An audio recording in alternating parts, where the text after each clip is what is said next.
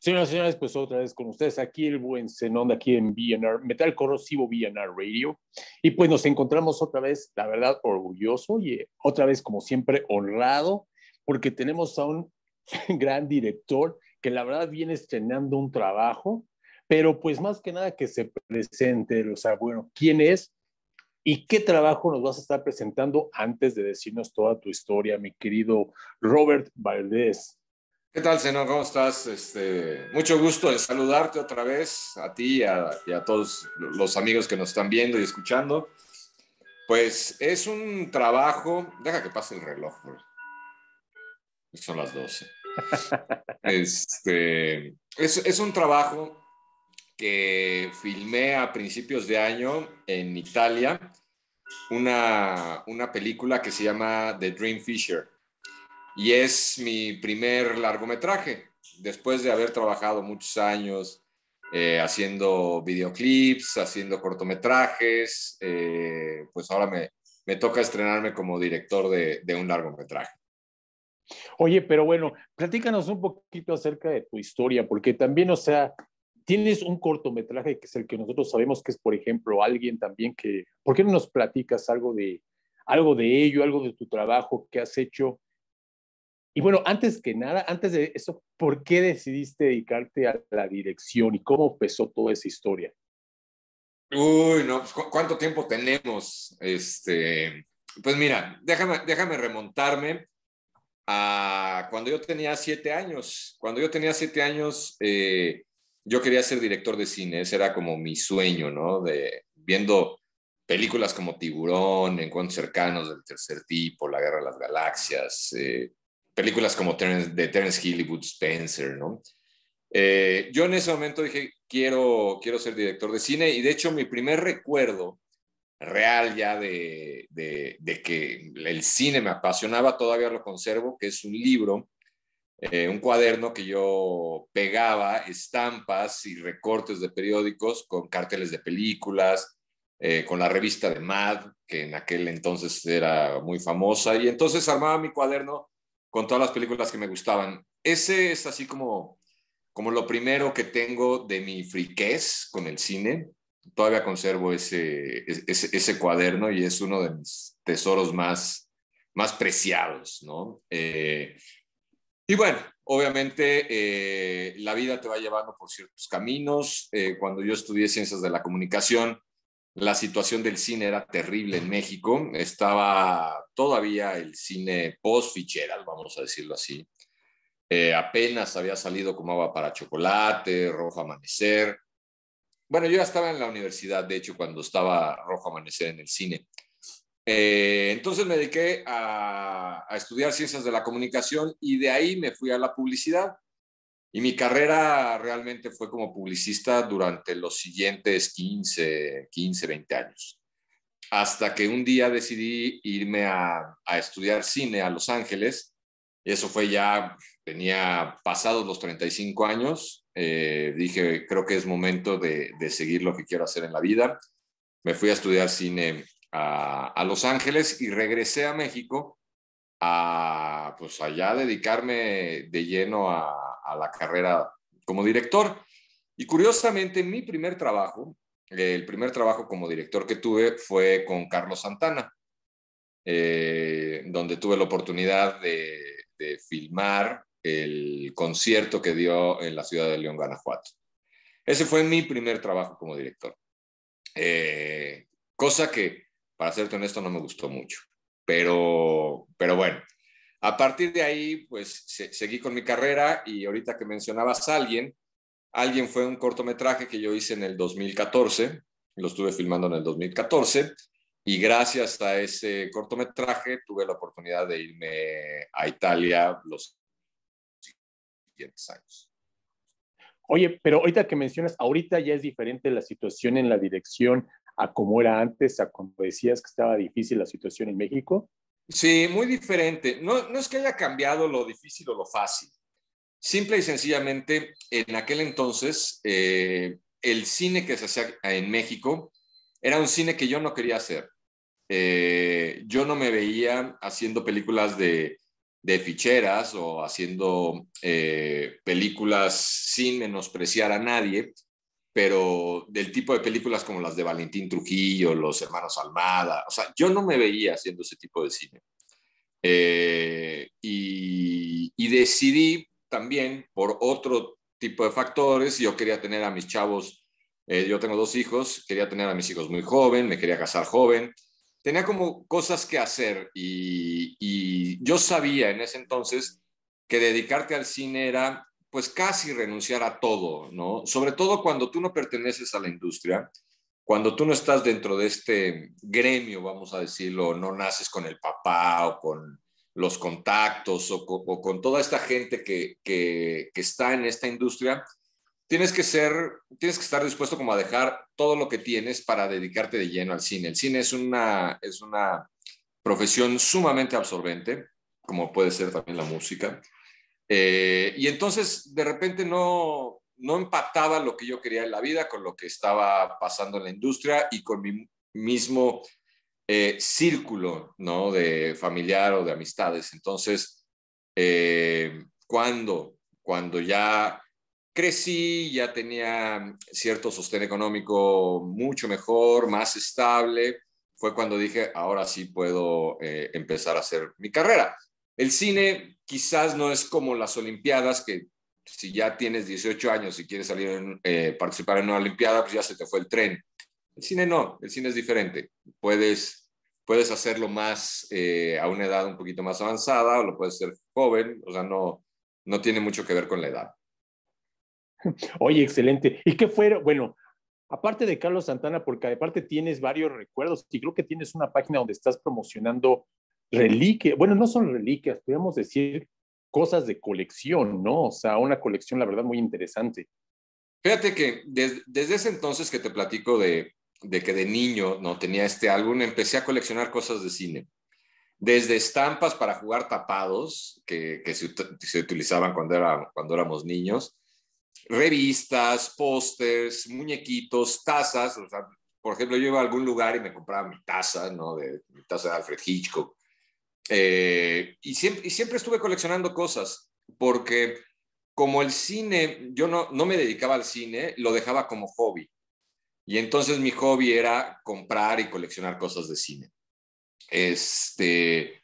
Después, con el paso del tiempo, pues obviamente mi colección fue creciendo y creciendo y creciendo y creciendo. Y gracias a mi colección es que he podido hacer muchas de las cosas que hago. Esta página que tú mencionas ahorita surgió, fíjate lo que son las cosas, es bien curioso. A finales de año vine a casa de mis papás porque mi colección, yo estando en Italia, pues obviamente no me podía llevar toda mi colección, entonces la dejé en casa de mis papás. Y entonces ahora, a principios de año, finales del año pasado, principios de vine como a organizar pues todas las cosas, ¿no? Porque ya pues, era un desastre. Y entonces abriendo cajas y tratando de organizar todas mis cosas, me empezaron a entrar como muchos recuerdos, ¿no? De quizá una revista que no había visto hace 40 años, la volví a ojear, o de repente una película, ¿no? Que en VHS que tenía por ahí, me acordaba cuando yo la veía, en fin, fueron muchos recuerdos ahora que estuve sacando mis cosas.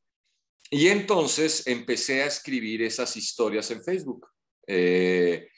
Hice estas historias que decían las películas que más han afectado mi vida, no solo desde el lado profesional, sino también desde el lado personal, ¿no? Como quizás, por decirte algo, el bueno, el malo y el feo, ha estado a lo largo de mi vida, ¿no? Desde chavo, ¿no? O con mis novias, o con mis amigos, en fin, cosas que me empezaron a mover, ¿no? Y a acordarme, y seleccioné estas películas que realmente han estado a lo largo de mi vida conmigo. Y empecé a escribir estas notas de lo que significaban estas películas para mí. Y posteaba fotografías de esta memorabilia que tenía o fotografías de cuando yo era joven, en fin. Y resulta que un amigo, actor en Italia, empezó a leer estas historias. Y entonces un día me llamó por teléfono y me dijo, oye, estoy viendo tus historias, me interesaría hacer una película con esas historias. Y pues bueno, en un principio dije, sí, sí, claro, pues por supuesto. Oye, ¿escribirías un guión? Sí, sí, claro, yo escribo el guión, no te preocupes. Y así, digamos, pasaron un par de semanas, después me llamó que le escribiera una breve reseña de la película que tenía en mente, la fue a presentar en Italia, le compraron la idea, consiguió el dinero para financiar la película y después de unas cuantas semanas me dijo que pues ya tenía listo el presupuesto para filmar la película, que cuando me iba para Italia. Y así fue como salió o como surgió The Dream Fisher, basado en estas historias que escribí en Facebook, de esta memorabilia, de estas colecciones que tengo. Y justo en enero, cuando estaba escribiendo estas historias, dije, pues, ¿qué voy a hacer con todo esto? La verdad es que ni tengo pensado poner mi colección en algún lado. Mis hijos, pues digo, les gusta el cine, pero no son así apasionados, entonces van a acabar regalando todos mis triques, ¿no? Toda mi colección la van a mal vender y demás. Y entonces decidí venderla. Abrí una página para coleccionistas de cine, empecé a postear pues algunas cosas que tengo, no todas, muchas las tengo todavía celosamente guardadas, y empecé a postear eso. Y lo que he vendido, o sea, lo que se está vendiendo en esta tienda fue lo que me ayudó para irme a Italia y poder fondear también la película. Ah, ok. Bueno, eso está interesante. Entonces, Dream Fisher, ¿de qué trata? ¿Qué es lo que nos estás presentando con Dream Fisher? Porque aparte, pues un proyecto en Italia, no sé cómo se haya manejado la producción. ¿Qué nos puedes contar acerca de Dream Fisher? Bueno, The Dream Fisher, digamos que la traducción sería el pescador de sueño, ¿no? Esa sería como la traducción en español. Y se trata de un director de cine. Es la historia de un director de cine italiano que después de haber vivido en América durante 35 años, regresa a Italia, pues para, digamos, rehacer su vida después de que ha tenido ciertos fracasos en América y que su vida no era como él la imaginaba. Entonces, él regresa a sus orígenes, él regresa a su país, regresa con sus amistades, con su familia, a tratar de poder cambiar y encontrarle un nuevo sentido a la vida después de que él se siente derrotado. Básicamente de eso se trata la película. Y como le llamo, es un viaje introspectivo de un director enamorado. Él al final lo que tiene dentro es amor, es pasión por lo que hace, y él de alguna manera tiene que sacar todos estos sentimientos que lleva dentro, ¿no? Oye, ¿y la grabación? ¿Cómo estuvo la grabación? Porque aparte creo que fue un proceso muy interesante, ¿no? ¿Quiénes son los que están participando y cómo fue el proceso de grabación para The Dream Fisher? Mira, fue un proceso bien raro, bien extraño, porque generalmente las películas como se dan esto, haces el guión, presentas el guión se aprueba, o después empiezas a buscar financiamiento y te tardas mucho tiempo en encontrar dinero para poder filmar la película, o pueden pasar años y de repente los proyectos no los puedes amarrar, ¿no? Y a mí me ha pasado muchísimas veces. Pero aquí fue al revés. Aquí primero se consiguió el dinero para hacer la película y yo todavía no tenía terminado el guión. Únicamente tenía una idea y tenía algunos escritos en base a estas historias que te platicaba. Y curiosamente coincidió en que yo me tuve que ir en ese tiempo a Lituania a filmar 2 cortometrajes, y de Lituania pues ya me bajé a Italia. Y en Italia pedí tiempo para que me dejaran terminar de escribir el guión. Entonces estuve encerrado en una casa ahí muy cerca del mar, un lugar bellísimo que se llama Porto Venere. Ahí estuve encerrado escribiendo y escribiendo durante 2, 3 semanas, para poder terminar el guión que había empezado desde México. Seguí escribiendo en Lituania y terminé en Italia. Y entonces llegué con el guión, digamos, listo, pero el guión no tenía todas las locaciones escritas, porque había visto fotos y había hecho mi research en internet, pero yo llegué realmente a Italia, a este lugar que se llama Castiglione del Lago. Llegué a este lugar a hacer scouting.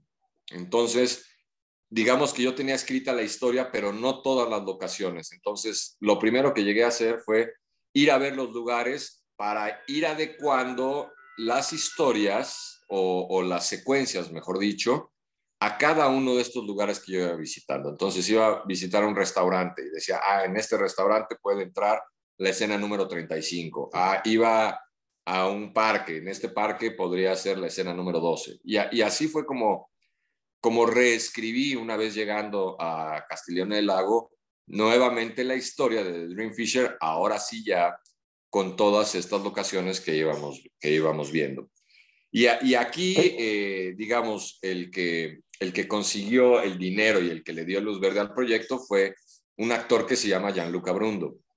Él, que vive ahí en Castiglione del Lago, él fue el que consiguió el dinero, él fue el que empezó a ver toda la parte de los permisos, el que, digamos, arrancó la producción.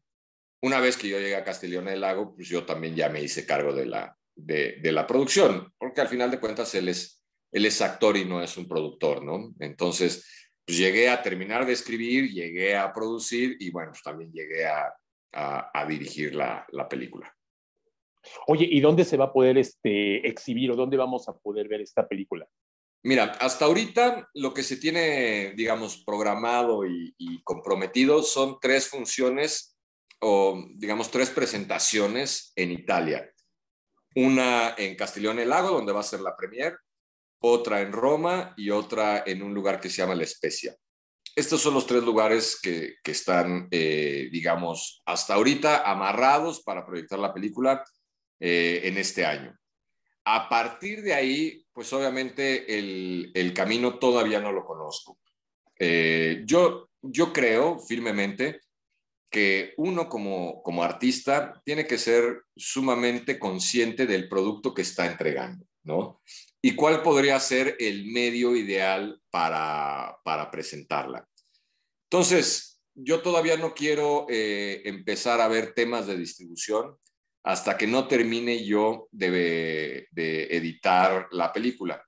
Una vez que la película esté terminada o que esté ya a punto de terminarla, a partir de ahí, pues voy a ver cuál podría ser el mejor medio para proyectarla. Obviamente, si a mí me preguntas, pues mi sueño o mi ideal sería que la película esté en cines y no en streaming, o que estrenara en cines, vamos a decirlo, y quizás después en streaming. Hoy por hoy, sí, la industria ha cambiado un poco, entonces muchas películas se van directamente a streaming. Lo que quizás antes o hace muchos años hacías una película y decías, no, esta película va directamente a video, y no pasaba por las salas de cines. Creo que está pasando un poquito, digo, a diferencia de las producciones originales, ¿no? Producciones originales de Netflix, que son muy grandes y todo, pero como que había esta diferencia entre una película que se estrenaba en los cines y una película que se estrenaba directamente en video, ¿no? Quizá la calidad, quizá o lo chafa o no de la película, no necesariamente el contenido, porque había cosas muy buenas, pero más bien como el nivel de calidad, ¿no? Así era en aquel entonces.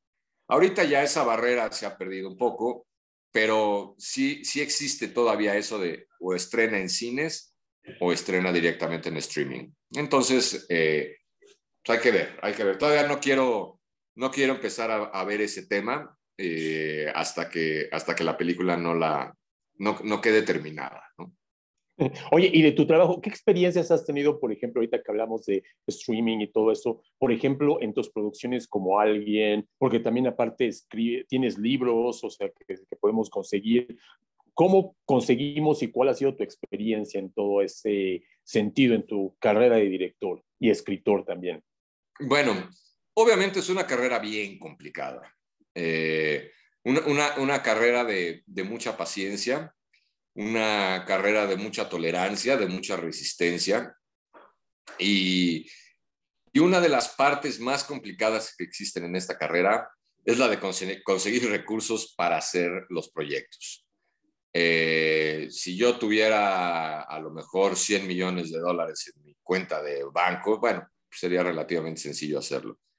Pero como no los tengo, obviamente necesitas buscar los medios para que estas producciones se puedan dar. Y eso es lo más desgastante que tiene la carrera.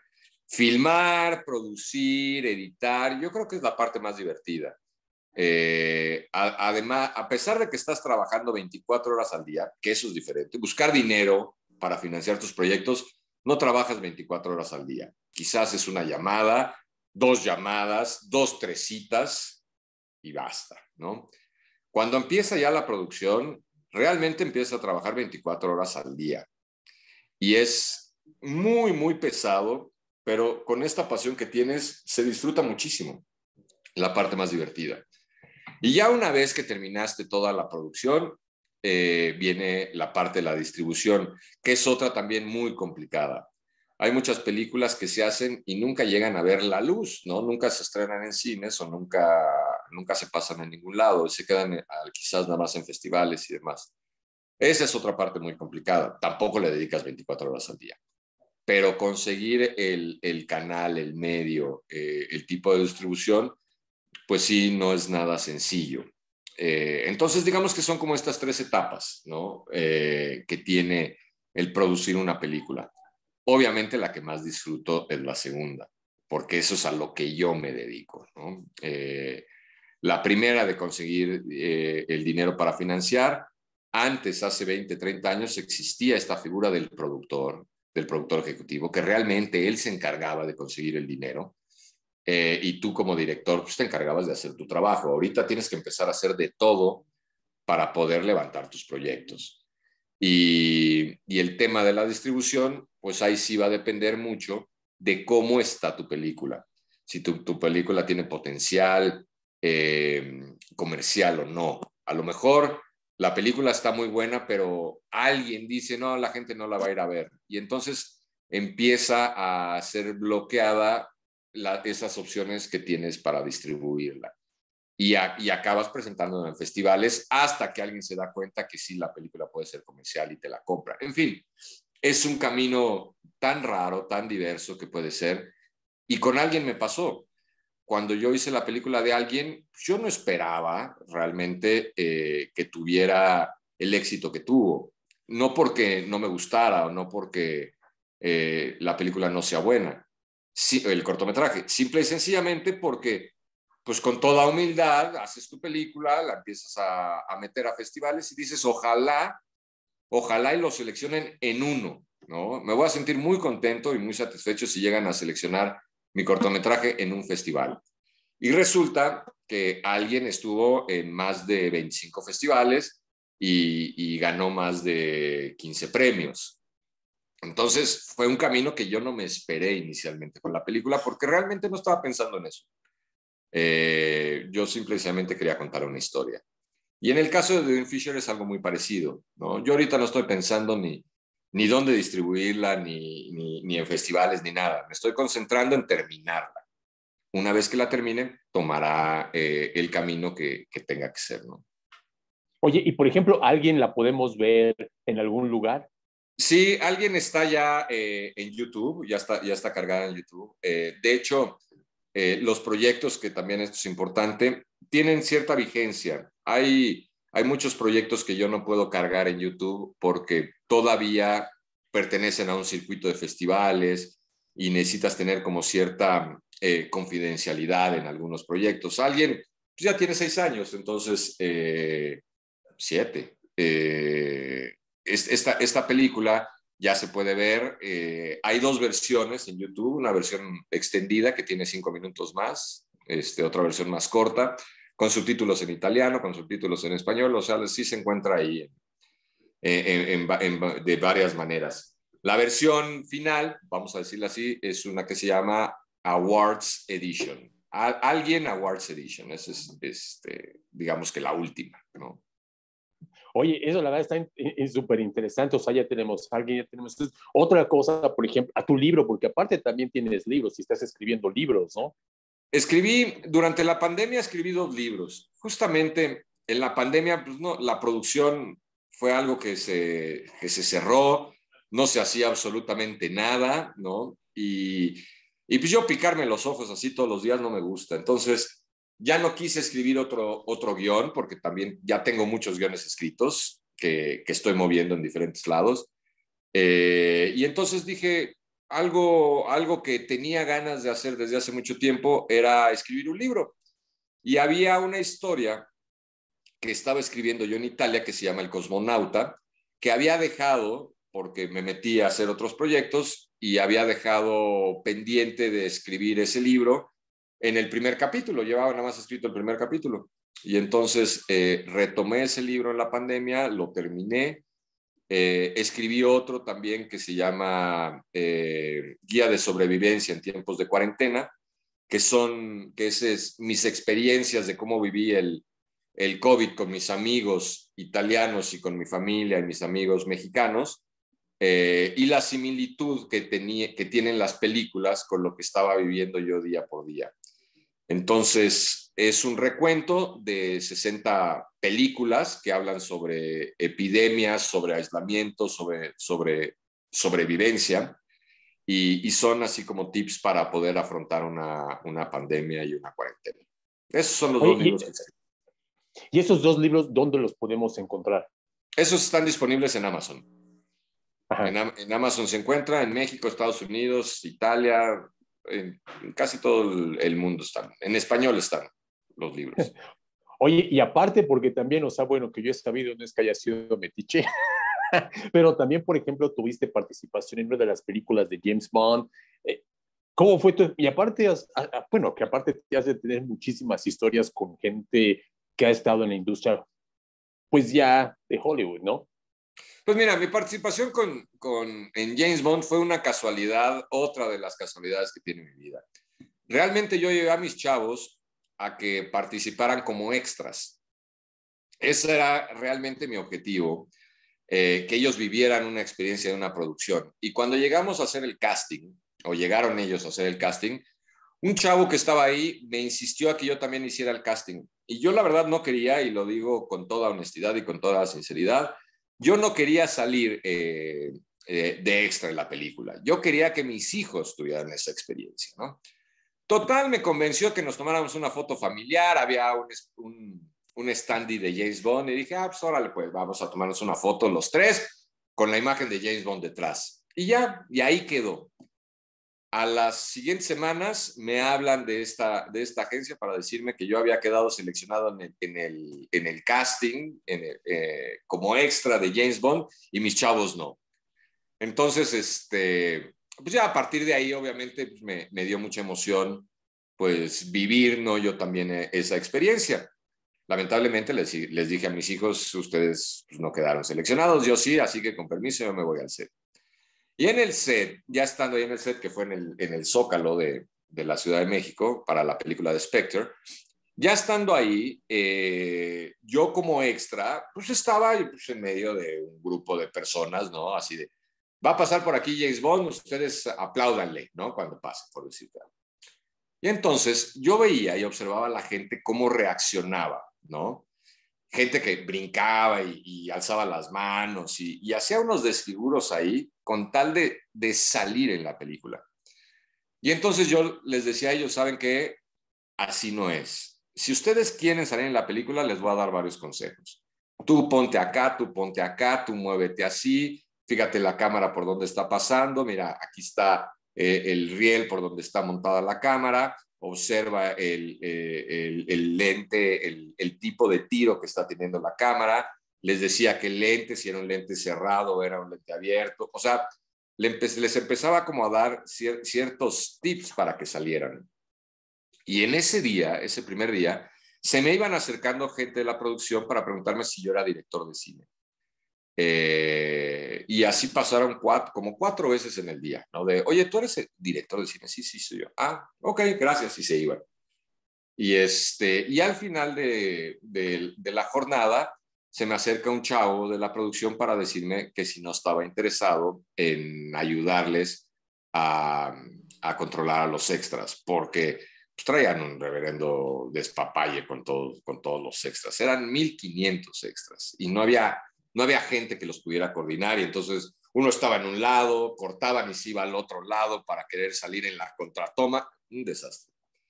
Y entonces, como yo estaba organizando a ese grupo que estaba al lado mío, pues me ofrecieron el trabajo de dirigir extras. Y ya me quedé en esa parte de la producción como director de extras en la secuencia de Spectrum. Oye, todas esas historias interesantísimas, o sea, esto. Oye, pero también una pregunta, ¿por qué no te gustó lo de Carlos Santana en León? Ok, ¿por qué no me gustó? Obviamente yo soy un fan de la música también, y claro que admiro a Carlos Santana. Eh, de hecho, mi mejor momento cuando estaba dirigiendo el concierto fue el ensayo. Cuando me tocó escuchar a Carlos Santana ensayar en el estadio, ver dónde iba a colocar las cámaras, cómo iba a ser toda esta planeación, vamos a decir, del concierto, fue lo que más disfruté. El problema fue cuando empezó el concierto. Cuando empezó el concierto, lo que pasó es que yo no disfruté absolutamente nada del concierto. Estaba más preocupado por las cámaras, por la gente, por todo, que el concierto me pasó, digamos, como si hubiera estado en una estación de camiones, vamos. O sea, ni siquiera lo pude gozar. Y aparte, tuve un problema con un empresario y casi acabamos a golpes a mitad del concierto. Uno de los empresarios que traía a Carlos Santana. Fue un desastre. La verdad es que fue un desastre la grabación de ese concierto. Pero bueno, pues obviamente me llenó de muchas experiencias, y sobre todo, pues mi currículum empezó a sonar así, ¿no? Dirigiendo el concierto de uno de los más grandes guitarristas que existen actualmente. Oye, excelente. ¿Y cuáles son los planes que tienes de ahora en adelante, Robert? Ahorita ya que terminó la producción ajá, se me fue Fisherman. No, era The Dream The Fisher. Dream Fisher. The Dream Fisher. Ahora, ¿cuáles son los planes que tiene Roberto Valdés, por ejemplo? ¿Hay producciones que tengas en puerta? Bueno, obviamente hoy todo mi esfuerzo y todo mi trabajo lo tengo concentrado a The Dream Fisher, ¿no? Ese es así como mi prioridad hoy por hoy. Se está cocinando otra producción en Italia, que seguramente cuando vaya a presentar la película, lo que estamos organizando es que pueda coincidir esa ida a Italia para que yo empiece a filmar por allá una historia de suspenso, que está ubicada en un castillo medieval, un castillo, no sabes, una cosa impresionante. Ese digamos que es el proyecto que estoy ahorita trabajando, que sería el siguiente después de The Dream Fisher, un largometraje allá. Y pues bueno, uno nunca sabe cuál va a ser su siguiente proyecto. Yo nunca pensé que mi primer largometraje fuera de Dream Fisher. Y fíjate que tengo escritos largometrajes muchísimos, y uno de repente se caía por unas razones o por otras. Una semana antes de filmar no pudimos filmar, en fin, ¿no? Uno nunca sabe cuál va a ser su siguiente proyecto cuando, digamos, uno está en esta etapa, ¿no?